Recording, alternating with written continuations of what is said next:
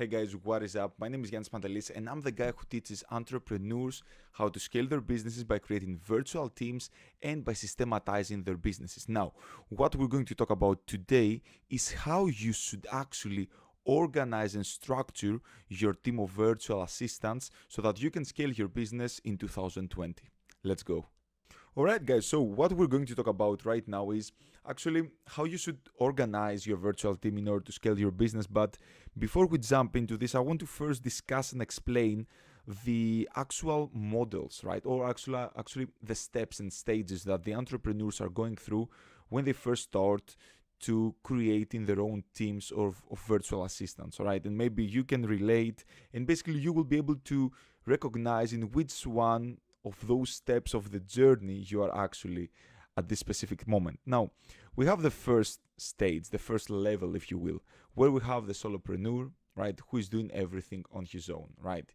He's doing marketing, he's doing sales, he's doing customer support, he's doing emails, he's doing the video editing, he's doing the accounting, he's doing the taxes, he's doing the coaching, he's doing the proofreading, he's writing the blogs, etc, etc, etc. Now obviously this is the biggest mistake you could ever do, not only for your business but also for yourself, because it's super overwhelming. And the problem here is that you will never be able to scale and grow your business because your business depends on you. So if anything happens to you, right, this will also have a direct reflection on your business. And this is the problem with most people. And also, as we said on another video, it's impossible to scale because you are constantly exchanging your time for money, right? And since we only have 24 hours in a day, and you obviously can't work for more than 24 hours, you will never be able to make more money than the money that,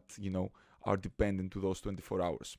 So this is the first step. Now, the first transition that entrepreneurs are making is the following: when the entrepreneur is basically hiring his first virtual assistant, right? And this makes the process so much easier because right now, first of all, a couple of the tasks of the business will get eliminated, right? Some others will be outsourced to the VA, and thus the entrepreneur will have more time to focus on the things that matter, right? As we said many other times: marketing, sales, vision. The other things are outsourced and many others are completely eliminated. And thus, that by doing this, by creating this model, by having your first virtual assistant, you are now, let's say, ready to fulfill more customers, make more money, and start putting the foundations. But at some point, right, when money starts coming and there's more predictability and you're basically ready to bring someone else on board, you need to create a virtual team, right? And here's what's gonna happen: you're gonna have a VA here, you're going to have another VA here, and you're going to have another VA here. Now obviously you don't want every VA to do the same things, so this one will be involved with marketing, this one will be involved with sales, this one will be involved with customer support. And that way, as you grow your business and as your responsibilities grow, you also now have a virtual assistant who is, let's say, the head of your marketing or the head of your sales or who is the head of the customer support.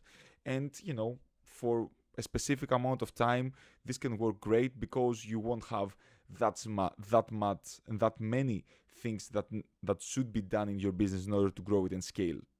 But at some point, you will going to have a lot of requests. You're gonna have a lot of campaigns for marketing, or there will be a lot of hats that the marketers should wear. And also you will have a lot of appointments, a lot of sales calls that need to be fulfilled, and a lot of customer support inquiries that not only one person would be able to fulfill. So this is the time where you actually start, let's say, upgrading and leveling up your business. Because right now you have the same VAs as you had before, right? So the VA for marketing, the VA for the sales, and the VA for the customer support. But now is the time where you are actually going to give them their own teams, right? So the VA for marketing is going to have the marketing assistant 1 and the number 2, sales 1, sales 2, customer support 1, customer support 2. And that way you have the trained VAs to train the untrained VAs, and that way you're able to fulfill more products, more customers, more sales calls, more customer support inquiries, without you having to retrain everyone, because you already have the trained VAs. And this is why then, level 3 is key, because if you train them properly and if you create the systems, you won, because then it's easily repeatable for them to create their own teams, as we're gonna do on level number 4, and thus grow and scale your business. But even though we're both aware that this is a super sick and super amazing model, there is only one problem here.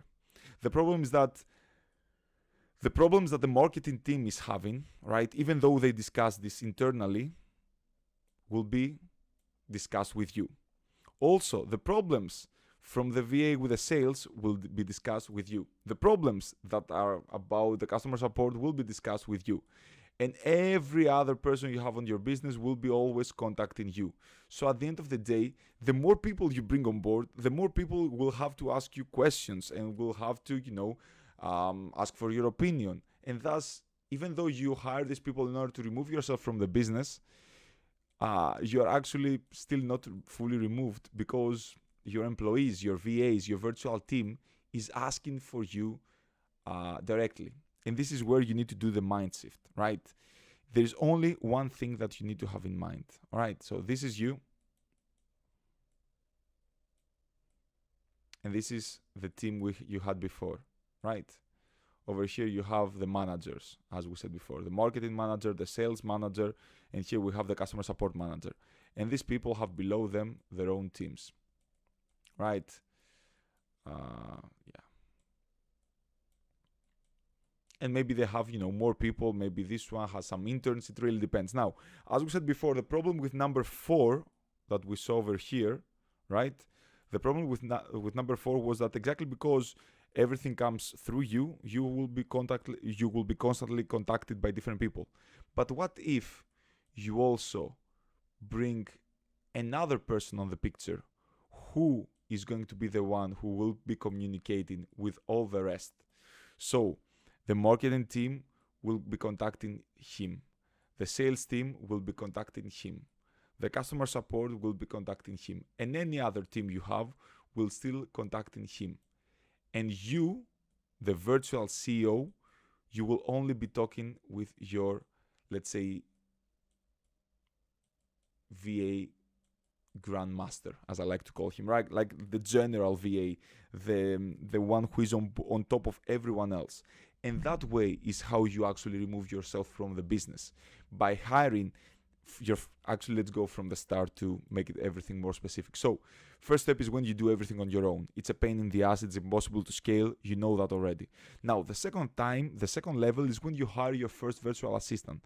This is great because now you start eliminating, you start outsourcing different things, and you see what are the things that matter, what are the things that don't matter. But as your business will grow and as you'll start making more money and having more customers, you will obviously need to start bringing more VAs on board. And this is great because you will start training them properly, creating the systems properly, and at some point, all right, this will work. But then as more money come and as you scale your business more, you will have to bring even more VAs. So what you basically do is you ask the VAs you already have to become managers of the newest VAs that will be doing the same job as them. And they will have to be the ones who will train the VAs. And thus you remove yourself from the business. But at the stage number 4, at the level 4 of your business, any problem that might come up or maybe any question that might come up will always be directed to you. And that's why you want to think smart and become a virtual CEO and basically hire a person who will be between you, like the virtual CEO, and the team of your virtual assistants. And this is the way how you actually remove yourself from the business. Now, I hope that makes sense. Let me know in the comments below what was your main takeaway and what you thought about this video. And of course, don't forget to subscribe for more content. As you see, I kept my promise and I'm uploading a lot of content. And also don't forget to hit the notification bell to always stay notified whenever I'm posting a new video. Yeah, that's all. See you very, very soon.